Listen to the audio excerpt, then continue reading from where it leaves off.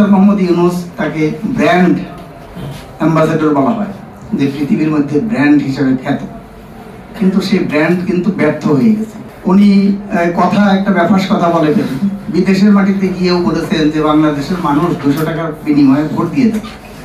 তার মানে বাংলাদেশের মানুষকে কি ধরনের অপমান করা ওনার পক্ষেই সেটা সাজে, যার দেশের প্রতি কোনো দেশপ্রেম নেই।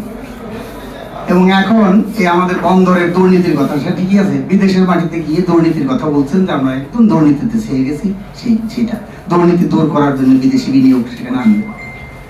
আমি বলছি, প্রধান উপদেষ্টার কার্যালয়ে স্বয়ং তো দুর্নীতির খবর গণমাধ্যমে প্রকাশিত হচ্ছে, ওখানেও একজন বিদেশি নিয়োগ দেন। আমরা তো জানি বাস্তবে এই অভ্যুত্থানের মধ্য দিয়ে যে অন্তর্বর্তীকালীন সরকার গঠিত হয়েছে, এই অভ্যুত্থানের যে সরকার, এই সরকারের চেহারাটা আপনারা দেখেন, এটা বাস্তবে বাংলাদেশের সরকার না, এটা বিদেশিদের সরকার। সবগুলো বিদেশি নাগরিক এখানে বসে আছে, প্রধান উপদেষ্টার বিশেষ সহকারী থেকে শুরু করে উপদেষ্টা মন্ডলীতে যারা আছে অধিকাংশই দ্বৈত নাগরিক।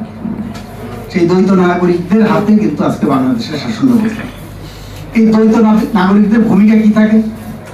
যখন আপনি আমেরিকার নাগরিকত্ব নেবেন বা ইংল্যান্ডের নাগরিকত্ব নেবেন, আপনাকে কিন্তু অঙ্গীকার করতে হয় যে আমি সর্বান্তকরণে মার্কিন যুক্তরাষ্ট্রের বা ইংল্যান্ডের বা যে দেশের নাগরিকত্ব নেই সেই দেশের স্বার্থকে আমি সংরক্ষণ করি। তাহলে যারা মার্কিন নাগরিক বা অন্যান্য বিদেশি নাগরিক, সেই নাগরিকরা যখন সেই দেশের নাগরিকত্ব নিয়ে বাংলাদেশে এসে বাংলাদেশের রাষ্ট্র শাসন প্রশাসন পরিচালনার ক্ষমতায় থাকে, তার কোন দেশের স্বার্থ রক্ষা করে? বাংলাদেশের না ওই সমস্ত দেশের?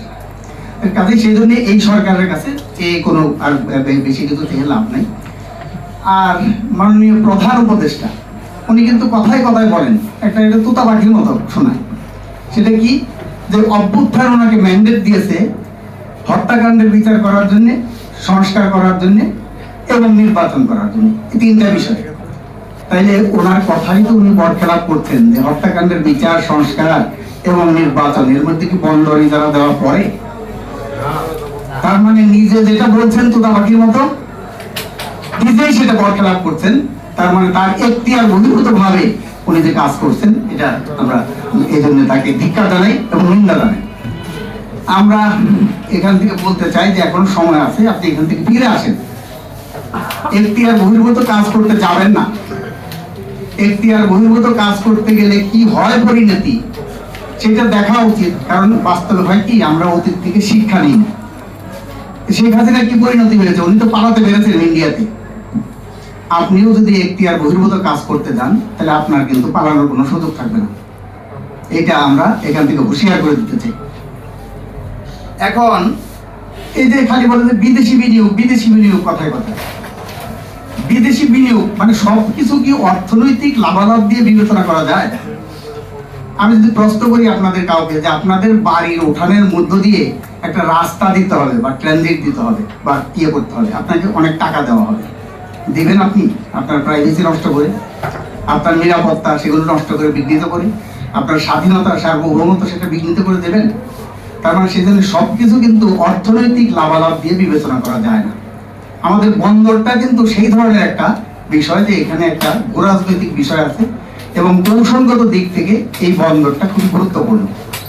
খালি কথায় কথা বলে যে বিদেশি অপারেটররা, তো ভারতেও তো বিদেশি অপারেটর আছে, ভিয়েতনামে আছে, অন্যান্য দেশে আছে।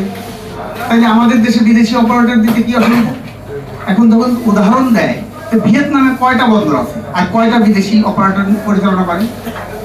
ভিয়েতনামে তো 236টা বন্দর আছে, তার মধ্যে 10-12টা বন্দর বিদেশি অপারেটররা দিছে। এটার সাথে বাংলাদেশ চলে, বাংলাদেশের মাত্র 4টা বন্দর। তার মানে একটা এখনো পরিপূর্ণ চালু হয় নাই, মাতার বাড়িটা। তার মানে মংলা, পায়রা এবং চট্টগ্রাম, এই 3টা বন্দরের মধ্যে চট্টগ্রাম বন্দর প্রধান বন্দর। তাহলে সেইটা আমি বিদেশি অপারেটরদেরকে, বিদেশিদেরকে আমি ইজারা দিয়ে দিব। চিন্তা করে দেন কার সাথে কি কল্পনা করে, কোথায় আগরতলা, কোথায় চৌকিরতলা। এই ধরনের গাঁজাখুরি কথা বলার জন্য যারা ক্ষমতায় আসে, তারা যে দেশপ্রেমিক না, দেশের স্বার্থ রক্ষা করতে পারে না, এটা স্পষ্ট।